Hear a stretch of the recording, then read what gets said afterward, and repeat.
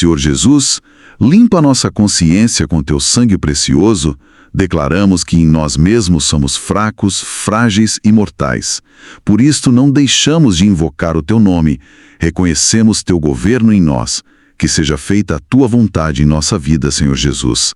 Remove os espinhos e as pedras em nosso coração que impedem de o Senhor, como semente da vida, crescer em nós. Precisamos de ti. Sem ti não podemos nada, Senhor Jesus. Aplica o óleo e o vinho em nossas feridas. Cura nosso coração e restaura nossa alma. Obrigado por tudo em nome do Senhor Jesus. Amém. Bem-vindos ao canal da Vida, o trigo mais fino, para mais uma exposição das riquezas insondáveis do Deus triuno. Hoje nós vamos fazer uma exploração um pouco mais profunda nos livros de Crônicas. Temos aqui uma análise, de um ministro da palavra que mostra como Crônicas parece revelar os pensamentos de Deus de um jeito bem particular. É diferente, assim, do que a gente lê em Samuel e Reis. A ideia é tentar entender por que esse livro olha tanto para o reinado em Judá, para a linhagem de Davi, sabe? E faz isso pelas lentes dos conselhos eternos de Deus e da sua graça abundante. Ok, então, para a gente entender isso melhor, a chave, segundo esse ministro, está nessas palavras: conselho de Deus e graça. É curioso, Porque Crônicas parece passar por cima de pecados bem graves de Davi, de Salomão, coisa que outros livros detalham. Por que será? Essa é uma questão central mesmo. O fascinante aqui é que essa abordagem não está negando a realidade do pecado de forma alguma, mas ela escolhe focar em um outro aspecto.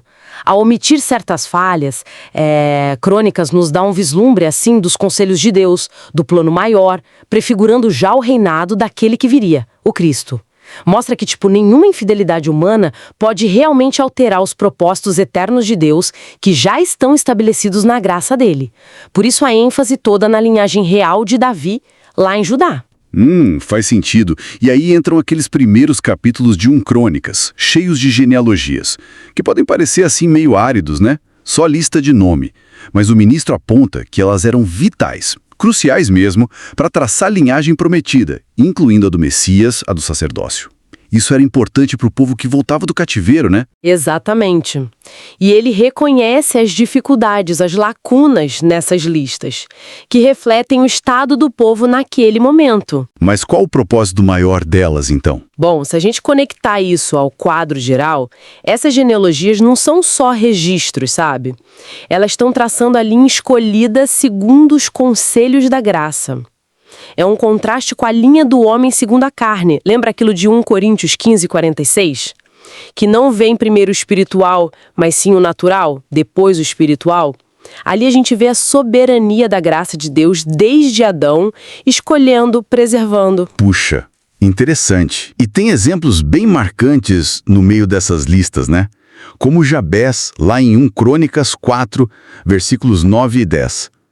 O nome dele significa tristeza, algo pesado, mas ele clama direto ao Deus de Israel.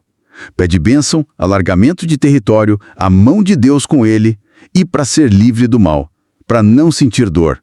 Uma demonstração forte de fé, buscando a graça, mesmo vindo da dor. E a história de Jabés se encaixa perfeitamente no caráter geral de Crônicas, Mostra que mesmo quando tudo parece em ruínas, a fé pode se voltar para os conselhos da graça, para as promessas de Deus. E o texto diz que Deus ouviu Jabés. Isso ecoa em outra passagem, que é a vitória das tribos do outro lado do Jordão sobre os agarenos, em 1 Crônicas 5. A vitória ali é atribuída diretamente à confiança deles em Deus. Diz, clamaram a Deus na batalha e ele foi suplicado por eles, porque puseram sua confiança nele. A graça responde à fé, sempre. E o contraste fica bem claro quando Crônicas fala de Saul e Davi, O livro apresenta a ruína do reinado segundo a carne de forma bem direta. Sobre Saul diz lá em 1 Crônicas 10, Saul morreu por sua infidelidade, porque não guardou a palavra de Jeová e não pediu conselho a Jeová. Por isso ele o matou. Bem direto. E logo em seguida, o livro já mostra Deus transferindo o reino para Davi, que é o escolhido segundo a graça. Pois é, isso levanta uma questão importante, que é a obediência à palavra de Deus. Veja o caso da arca, em 1 Crônicas 13 e depois no 15. O desejo de Davi de trazer a arca era correto, era bom, mas o método inicial estava errado. Ele erra no jeito de fazer. A alegria toda, o louvor, não substituíram a obediência à devida ordem, como diz 1 Crônicas 15:13. O erro trouxe juízo, né? Uzá morreu. Mas o que é notável e que só Crônicas registra é a confissão posterior de Davi. O ministro chama de uma confissão admirável que a graça finalmente produz nele. Mostra a graça restaurando, ensinando. Entendi.